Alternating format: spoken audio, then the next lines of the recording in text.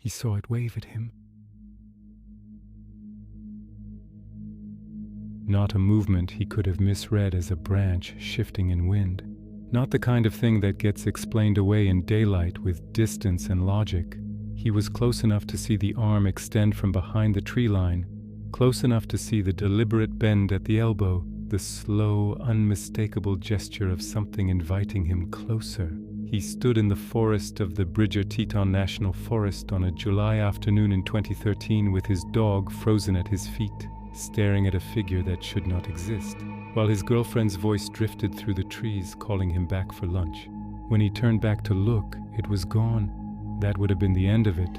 A strange moment filed away, half disbelieved, never discussed, except that 12 hours later, something walked through their campsite in the dark and left its footprint in the ash of their fire.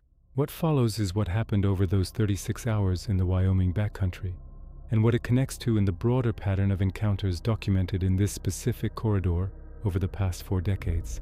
The Bridger-Teton National Forest covers approximately 3.4 million acres across western Wyoming, making it one of the largest national forests in the contiguous United States outside of Alaska. It encompasses terrain that ranges from the high alpine environment of the Wind River Range and the Teton Wilderness in the north, through dense lodgepole pine and Engelmann spruce forests at mid-elevation, down to the sagebrush flats and river corridors at the basin edges. The Snake River runs through its western sections. The Green River drains much of its eastern and southern interior. For summer visitors, the forest is exactly what its reputation promises. Campgrounds are distributed throughout the accessible portions of the forest, ranging from developed sites with facilities to remote, dispersed camping areas accessible only by foot or horseback. Trails are maintained across hundreds of miles of terrain and marked clearly enough that hikers with moderate backcountry experience can navigate without difficulty. Wildlife viewing is a primary draw. Moose, black bear, elk, and mule deer are commonly observed throughout the summer months, and the forest management protocols are designed to allow that wildlife experience while keeping human-animal interactions within predictable parameters. The forest sees hundreds of thousands of visitors each year during the summer season. Families with children occupy the developed campgrounds on summer weekends. Fly fishermen work the rivers and high alpine lakes. Trail runners use the lower elevation routes. Serious backpackers tackle the Wind River high route and the extended wilderness routes into the Teton backcountry. The majority of these visitors complete their trips without incident of any kind, beyond the ordinary difficulties of outdoor recreation, weather changes, equipment issues, the physical demands of mountain terrain. The forest is staffed by a professional ranger workforce that manages the dual demands of visitor services and land stewardship. Trail registers track backcountry entry and return. Campfire regulations are enforced to reduce fire risk during the dry summer months. Bear boxes are installed at developed campgrounds, and backcountry users are required to carry bear canisters in designated wilderness zones. In short, this is not unknown territory. It is managed, mapped, monitored, and well used. The forest has been receiving visitors for over a century and has developed the infrastructure of a place that understands what it is and what it contains. There is, however, a specific corridor within the forest's eastern interior, a section of mid-elevation terrain running along a drainage system that cuts northeast through dense forest toward a series of ridgelines, where that understanding has, for a consistent set of reasons across an extended period of time, proven incomplete. Rangers who have worked the eastern interior sections of this forest for extended periods describe it with a specificity that is notable precisely because of how often they use the same words. Not dangerous in any identifiable way, not particularly remote by backcountry standards, simply a place where the normal rules of the forest, the rules that experienced people carry with them without thinking because they have always held, seem to hold less firmly than they should. The Shoshone people, whose connection to this landscape predates the forest designation by centuries, do not enter that corridor. This is not a contemporary prohibition. It is an old instruction, passed through generations with the same weight and specificity given to practical knowledge about water sources and seasonal weather patterns. It is treated as information about the landscape, not as legend. The distinction matters. What the corridor contains, what has made it a consistent location for encounters and anomalies across documented decades, is what this account examines. The summer of 2013 was a dry one across western Wyoming. The snowpack from the previous winter had been below average across the Wind Rivers and the Tetons, and by July the forest's lower elevation zones were already showing the dusty, compressed look of terrain that had not received adequate moisture. The higher elevations were better. The forest above 8,000 feet retained enough green to hold the look of a normal Wyoming summer, but the dryness was present everywhere as a background condition, something that shaped the quality of the air and the behavior of the wildlife and the feel of the ground underfoot. On a Thursday afternoon in late July, a group of 6 adults drove a pair of trucks down a Forest Service road in the Bridger Tetons' eastern interior and set up camp at a dispersed camping site they had used once before, 2 summers earlier. 3 couples, all of them in their late 20s or early 30s, all of them with some degree of prior camping experience. They had been planning the trip since spring, 4 days in the forest, hiking during the day, campfire in the evenings. The specific kind of uncomplicated summer trip that people make when they want to be away from obligations without committing to anything more demanding. One of the men had brought his dog, a medium-sized mixed breed he had owned for 4 years, a calm and well-socialized animal that had been on previous camping trips without difficulty. The dog settled into the campsite quickly, exploring the perimeter and returning to its owner with the relaxed efficiency of an animal that understood this context and found nothing in it concerning. The camp was established by early afternoon. Tents pitched, food stored, the fire ring cleared and laid for the evening.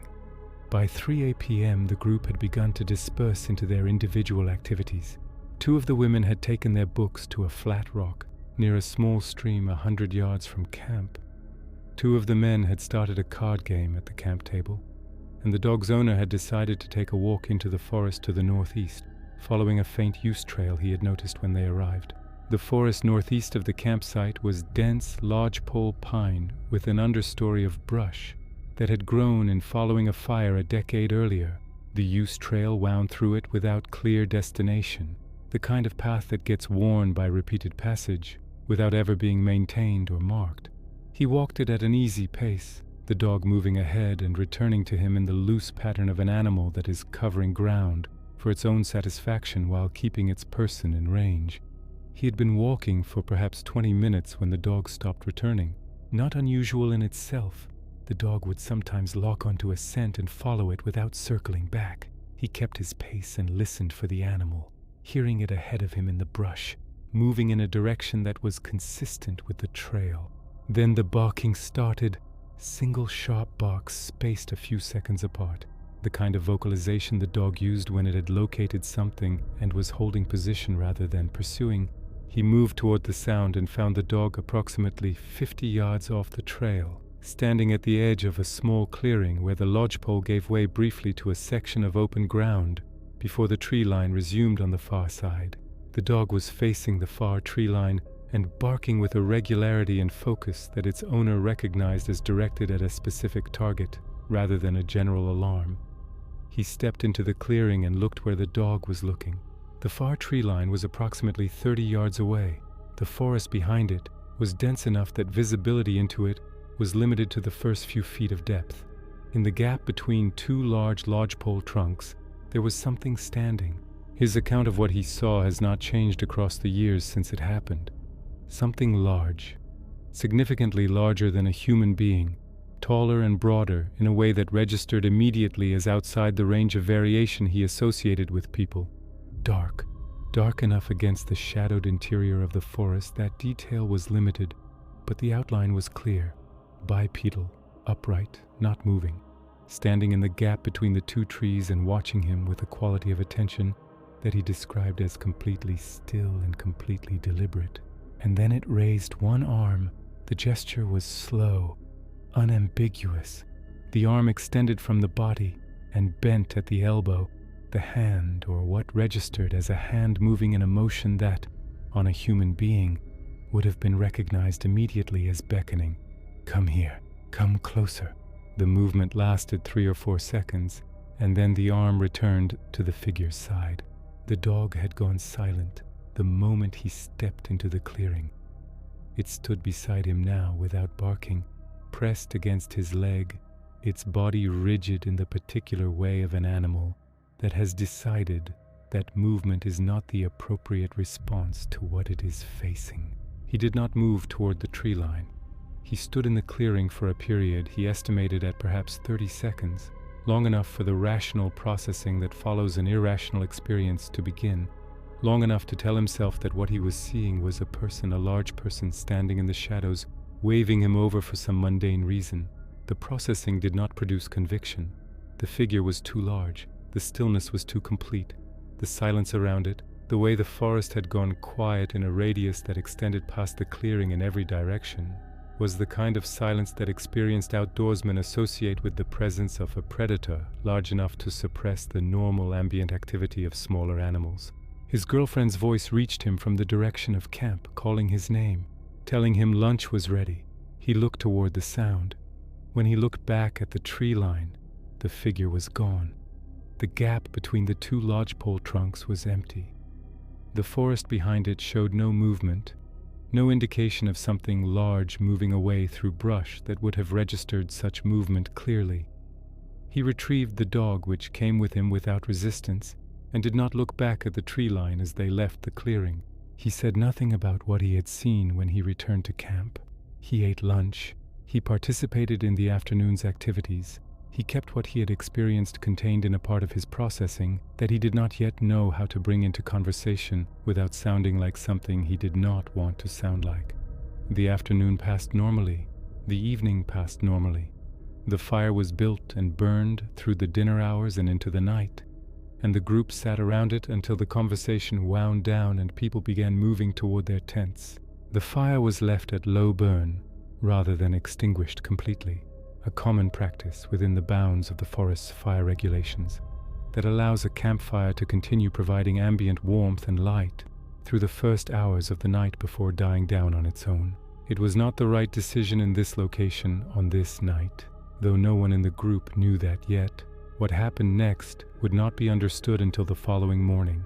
Sometime after midnight, after the camp had gone quiet and the tents were occupied and the fire had reduced to low coals, the dog woke, not gradually, not with the slow transition from sleep to alertness that characterizes a relaxed animal responding to ordinary sounds.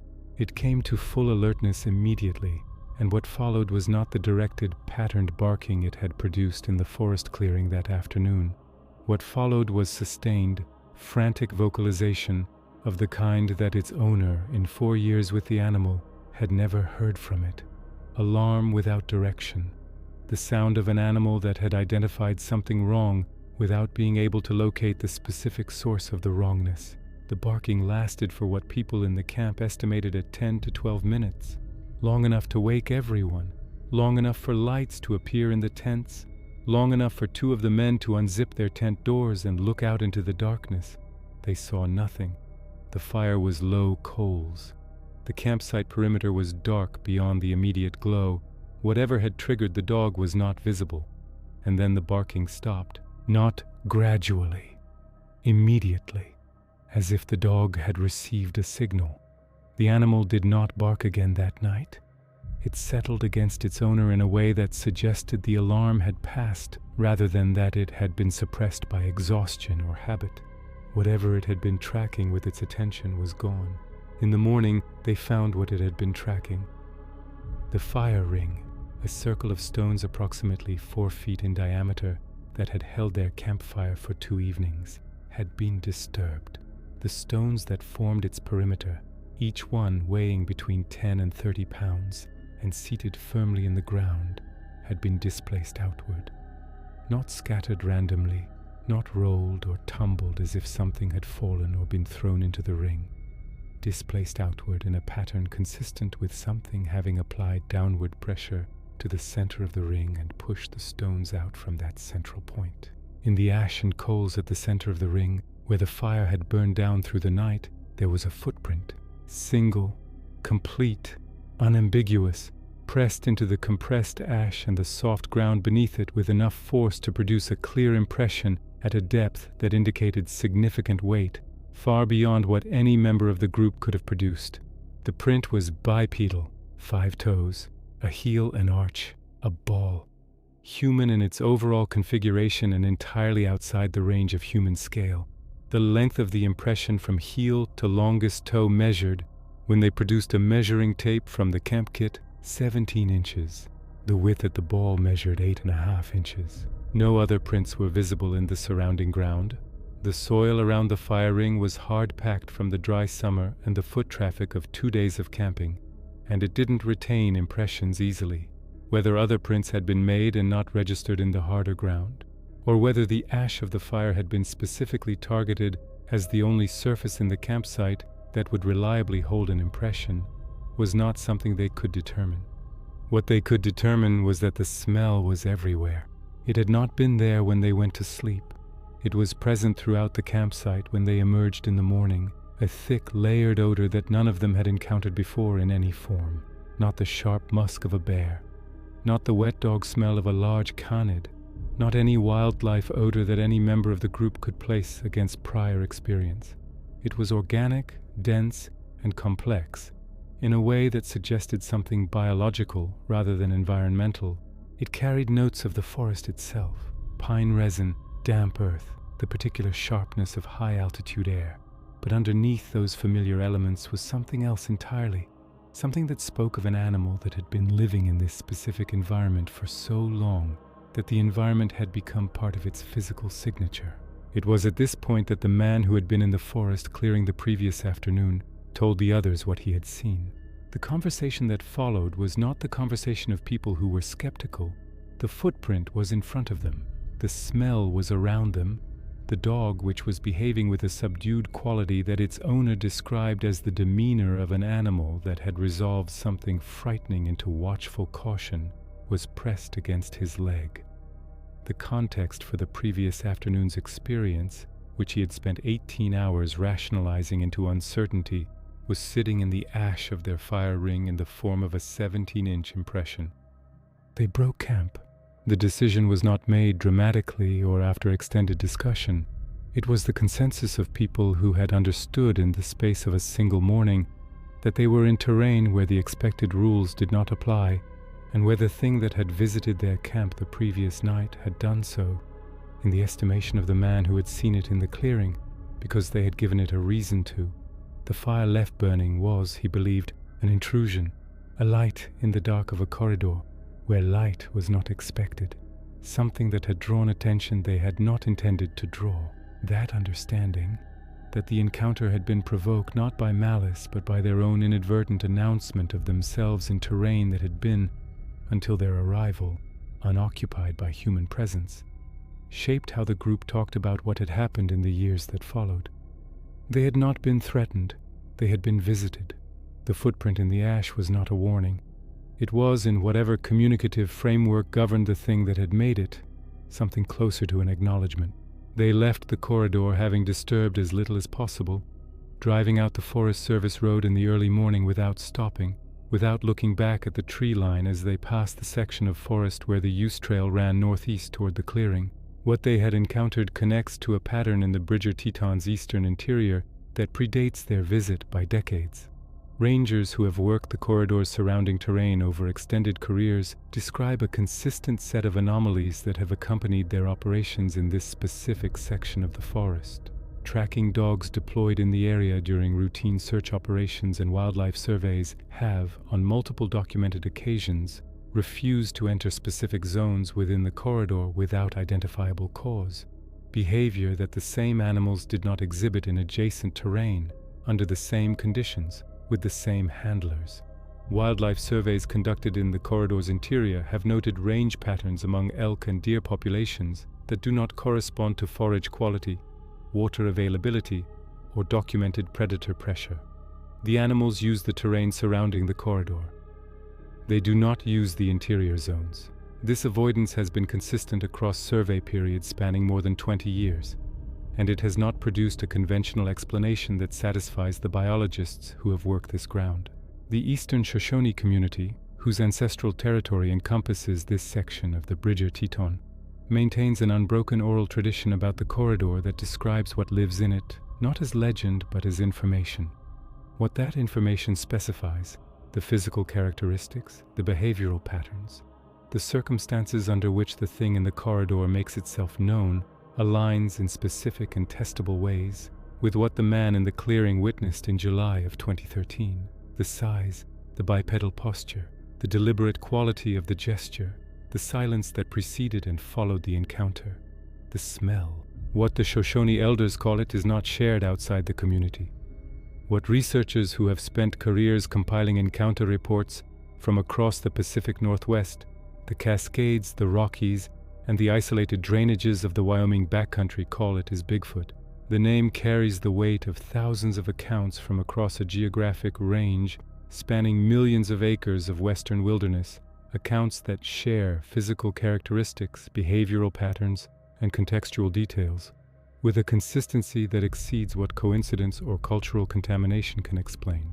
The footprint in the ash was 17 inches long, the stride pattern of the prints that were recovered from a soft soil section near the Forest Service Road, discovered by the group as they were breaking camp in a depression where the ground had retained moisture from a seep, measured over 5 feet between impressions.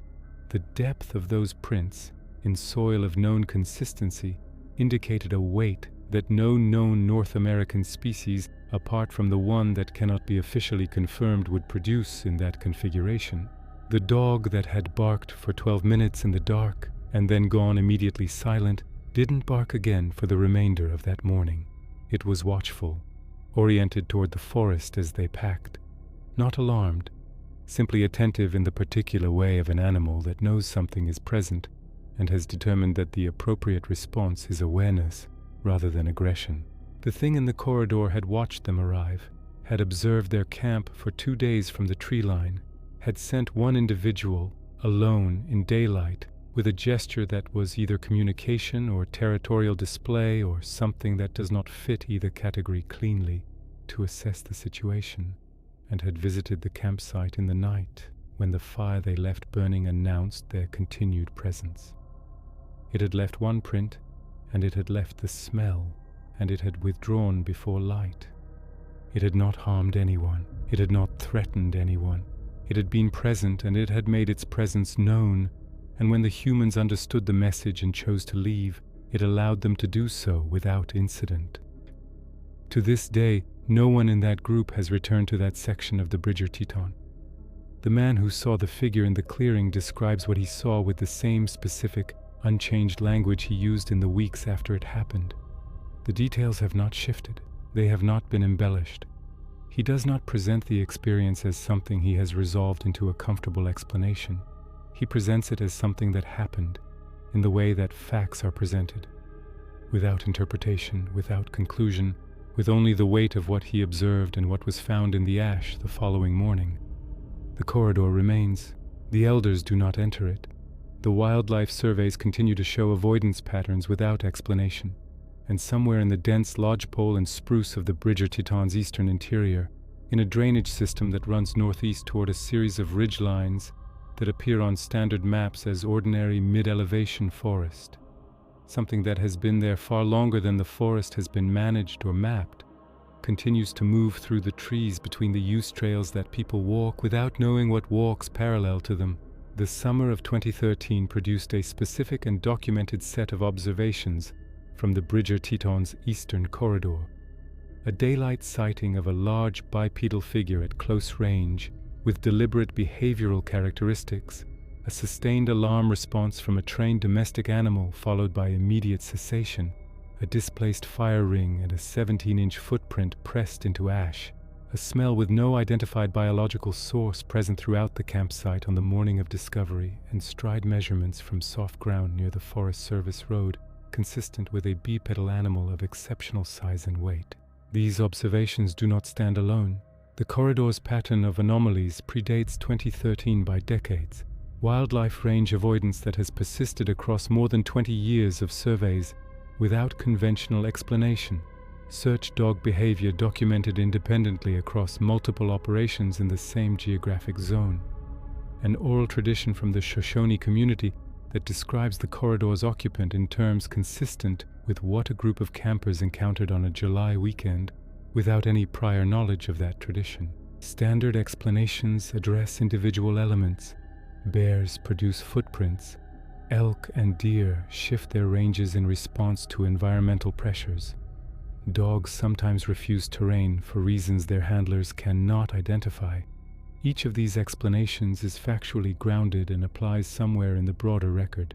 What the standard explanations cannot do is account for the specific combination of characteristics documented here, repeated across multiple independent encounters over an extended period, in a geographically defined zone where the same elements appear with a consistency that does not correspond to chance. The Bridger Teton National Forest continues to receive hundreds of thousands of visitors each summer. The dispersed camping areas in the forest's eastern interior remain accessible.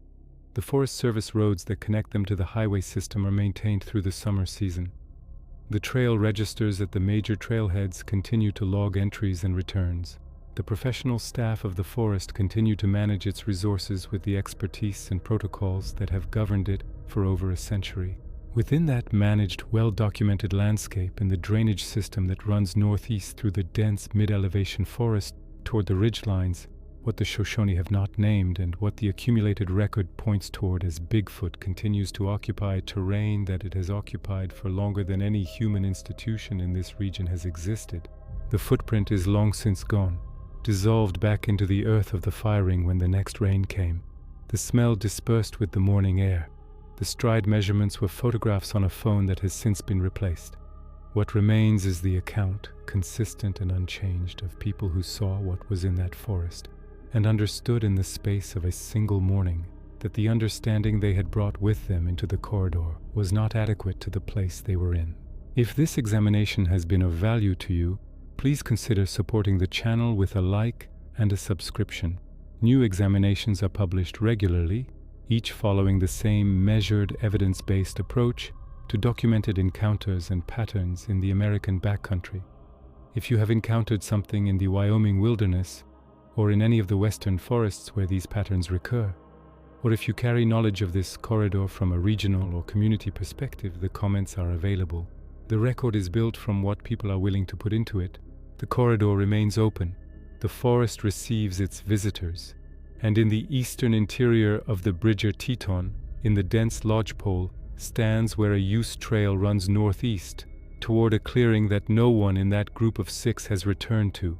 Something that waved at a man from the shadows of the tree line on a July afternoon in 2013 continues to move through the forest on its own terms, in terrain it has never been required to share.